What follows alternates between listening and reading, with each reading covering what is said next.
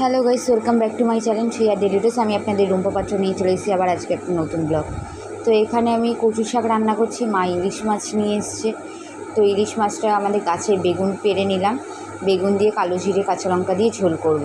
তার জন্য আমি হালকা করে ইলিশ মাছটাকে ভেজে নিচ্ছি। দুটো ইলিশ মাছ নিয়েছে, ছোট ছোট সাইজে, বেশি বড় না। সেই দুটো মাছকেই 3 পিস করা হয়েছে, 3 পিস করে করা হয়েছে। তো মাথা দুটো রেখে দিয়েছি। একটা মাথা দিয়ে তো আমি কচু শাকটা বানাবো, আর একটা মাথা পরের দিনকে রান্না করব। আর এখানে ইলিশ মাছটাকে ভেজে নিচ্ছি হালকা করে। একটা মাছে তো ভালো ডিমও হয়েছে, আর মাছগুলো প্রচণ্ড টেস্টি। এখানে আমি কচু শাকটা ভালো করে সিদ্ধ করে নিচ্ছি। কচু শাকটা এখন সিদ্ধ করছিলাম, কচু শাকটা যখন ধুচ্ছিলাম তখন হাতটা একটু চুলকোচ্ছিল। তার জন্য আমি কচু শাকটার মধ্যে একটুখানি তোমার লেবুর রস দিয়ে কচু শাকটাকে ভালো করে সিদ্ধ করেছি। কচু শাকটাকে লেবুর রস দিয়ে সিদ্ধ করাতে না, এর যে চুলকানি ভাবটা থাকে ওটা চলে যায়। তারপরে যখন কচু শাকটা আমি যখন ছাঁকনি মানে ঝাঁঝরির মধ্যে ছেঁকে নিয়েছি, ওটাকে ভালো করে চটকে ভালো করে ধুয়ে ওটার জলটা পুরো বের করে নিয়েছি। বের করে তারপরে রান্না করে, বিশ্বাস করো গাইস, একদম গলা ধরেনি, আর খেতেও তেমন টেস্টি হয়েছে। আর খুব ভালো, সত্যি মানে ইলিশ মাছের মাথা দিয়ে কচু শাক তো জমে যায়। আর যখন কোনো কচু শাকে এরকম চুল মানে ধুতে গেলে যখন দেখছো যে চুল করছে, তখন এইভাবে একবার করে দেখো, কখনো গলা ধরবে না। তো দেখো, এখানে আমি কচু শাকটাকে বসিয়ে দিয়েছি। বেশি কিছু দিইনি। এখানে নুন, লঙ্কা, কাঁচা লঙ্কা দিয়ে করেছি, একদম লঙ্কার গুঁড়ো দিইনি।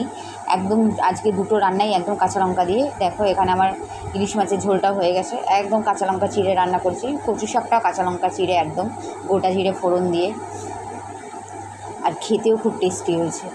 ব্যাস, আর বেশি কিছু রান্না করিনি, কারণ মেয়ের তো এমনি শরীরের কন্ডিশনটা ভালো না, ছোটো মেয়ে, তো ওকে নিয়েই আমাকে সারাক্ষণ থাকতে হচ্ছে, তাই বেশি কিছু রান্না করতে পারিনি। আর যখন ভয়েস ওভার দিচ্ছি সেদিনকাও আমার মেয়ে প্রচণ্ড জ্বর, সারা রাত জাগা আমি, 104 জ্বর এরকম মানে ওকে তোমার জলপট্টি করতে হয়েছে। জলপট্টি করে সারাটা রাত। 20 minutes later. Welcome back to my channel Shreya daily details. আমি আপনাদের রুম্পা পাত্র নিয়ে চলে এসেছি আবার আজকে একটা নতুন ব্লগ। এসে লাঞ্চ করতে বসেছি। মেয়েরা বাড়িতেই আছে। ছোটো মেয়ে এখন আগের থেকে বসে আছে, দেখতেই পাচ্ছে। কিচেন টিচেন করে দিয়েছি। আর আজকে রান্না করেছি, বেশি কিছু রান্না করিনি।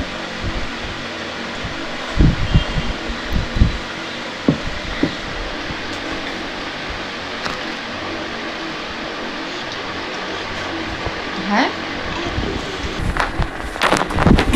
আর এখানে রান্না করেছি। মা ইলিশ মাছ নিয়ে এসেছিলো, এই ইলিশ মাছের মাথা দিয়ে কচু শাক করেছি।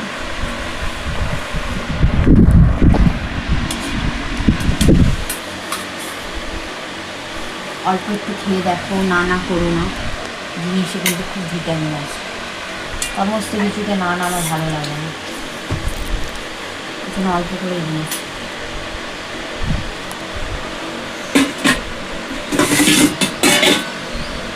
আর করেছি এখানে দেখো ইলিশ মাছ, বেগুন দিয়ে, গাছের বেগুন, এগুলো পাতলা ঝোল, কালো ঝোল।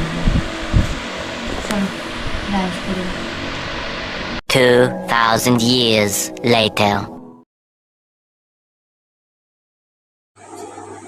তো এখানে আমি রুটি করে নিচ্ছি, আর এখানে আমি একটু মিক্স ডাল করে নিয়েছি। 5 রকমের ডাল মিশিয়ে এটা আছে, আর খেতে খুব ভালো হয়, প্রচণ্ড প্রোটিন। আর এইভাবে করে দিলেই তো, একটু পেঁয়াজ, কাঁচা লঙ্কা, রসুন টসুন দিয়ে একটুখানি এইভাবে করে দিলে খেতেও খুব টেস্টি হয়, আর আমার মেয়েরা খুব সুন্দর খেয়ে নেয়। আর মিক্স ডালটা এত প্রোটিন, বাচ্চাদের পক্ষে খুবই ভালো। আর আমার মেয়ের তো যা চলছে, যা ব্লাড লস হয়েছে, তারপরে তার মধ্যে ওর 8 বার ধরে বমি করছে। আজকে তোমাদের যে ভয়েস ওভার দিচ্ছি সেখানে 8 বার বমি করেছে, আর এত জ্বর, এই নিয়েই চলছে। তো দেখতেই পাচ্ছি করে নিয়েছিলাম। আর এটা পরের দিন সকালবেলা এখানে আমি আবার বড় মেয়েকে স্কুলে পাঠাচ্ছি। আগের দিন বড় মেয়ে স্কুল যায়নি, তো বড় মেয়েকে বার্গার দিয়ে দিয়েছিলাম। বার্গার দিয়ে আর 1 পিস আপেল কেটে বড় মেয়েকে দিয়ে দিয়েছি। এখানে ছোটো মেয়েকে নিয়ে রয়েছি। তো বড় মেয়েকে যে স্কুলে পাঠিয়েছি, এখানে আমি রান্না বসিয়েছি। ছোটো মেয়েকে আমি দিয়ে এসেছি হচ্ছে পড়তে। ও বললো মাম্মা আমি পড়তে যাবো, ওকে তো স্কুলে পাঠাচ্ছি না, বাট ও বললো যে মাম্মা পড়তে যাবো আমি, আমাকে দিয়ে আসো। তো ওকে পড়তে দিয়ে এসে আমি এখানে শাপলাটা করছি। এখানে আমি শাপলাটা চিংড়ি মাছ দিয়ে করছি। তারপরে রান্না করতে করতে হঠাৎ করে ফোন আসে যে মেয়ের প্রচণ্ড শরীর খারাপ, মেয়ে খুব কান্নাকাটি করছে, ওর যেই জায়গাটা ব্যথা পেয়েছিল সেই ব্যথা জায়গাটা প্রচণ্ড পেন হচ্ছে। তো আমি দৌড়ে গিয়ে মেয়েকে নিয়ে আসি। যখন তারপর থেকে মেয়ে আবার বমি করেছে। বমি করার পর মেয়ের প্রচণ্ড জ্বর। তারপর মেয়েকে জ্বরের ওষুধ একটু প্যারাসিটামল খাইয়ে আমি ওকে সিটি স্ক্যান করতে নিয়ে যাই। সেদিনকার সিটি স্ক্যান করে নিয়ে আসি। সিটি স্ক্যান করে যখন বেরাই সেখানেও আমার মেয়ে আবার বমি করেছে। মানে সেদিনকা মেয়ে 8 বার বমি করছে আর 104-এর ওপর জ্বর। ওই নিয়ে আমি সারা রাত বসেছিলাম। বর তো আসছে, আমার হাজব্যান্ড আসছে, ও শিলং থেকে, ও বাসে করেই আসছে, ট্রেনের টিকিট পায়নি, বাসে করেই আসছে। 3টে বাস চেঞ্জ করেছে। এখানে আমার মুখটা পুরো খারাপ হয়েছিল, প্রচণ্ড টেনশন করছিলাম যে আমার মেয়ের এরকম অবস্থায় আমি কি করে করব। তো তোমরা সবাই একটু ঠাকুরের কাছে প্রে করো যে আমার মেয়ে যেন তাড়াতাড়ি সুস্থ হয়ে যায়। তো সিটি স্ক্যানের রিপোর্ট দেবে পরের দিন, সেই দুপুর থেকে, তারপরে জানতে। 1 hour later. এই যে লাঞ্চ করতে বসেছি। আজকে অনেক কিছু রান্না করেছি, অনেক রকমই আইটেম হচ্ছে। এই 2-3 দিন ধরে তেমন করে তো খাওয়া দাওয়া হয়নি, তেমন করে কিছুই করিনি, মানে ভালো লাগছিল না। কারণ ঘরে যদি সবথেকে মানে দুষ্টু বাচ্চা, মানে যেই বাচ্চা সারাক্ষণ খালি ঘুরে ফিরে থাকে, সেই বাচ্চা যদি কিছু হয় তখন আর কিছুই ভালো লাগে না, মন মেজাজ। দেখো, আর আমি তাড়াতাড়ি লাঞ্চ করতে বসে যাচ্ছি। আর আমার বড় মেয়ে তো স্কুলে, তোমরা তো জানোই, ওর আস্তে আস্তে 6টা। এই যে লাঞ্চে রয়েছে, দেখো এই যে টক ডাল। তোমাকে দেবো কি টক ডাল? তুমি টক ডাল খাবে না? ও আমি ওর বাটি ঘুটি নিয়ে এলাম তো। আচ্ছা, আমার মেয়ে টক ডাল খাবে না, টক ডাল আমি খেয়ে নেবো। আর করেছি একটা হচ্ছে চিংড়ি মাছের ভর্তা। কে কে খেতে ভালোবাসে অবশ্যই কমেন্ট করবে। আমরা খুব খেতে ভালোবাসি ভর্তা। আমার ছোটো মেয়েকে অল্প একটু দিয়েছি, আগে খেয়ে দেখো।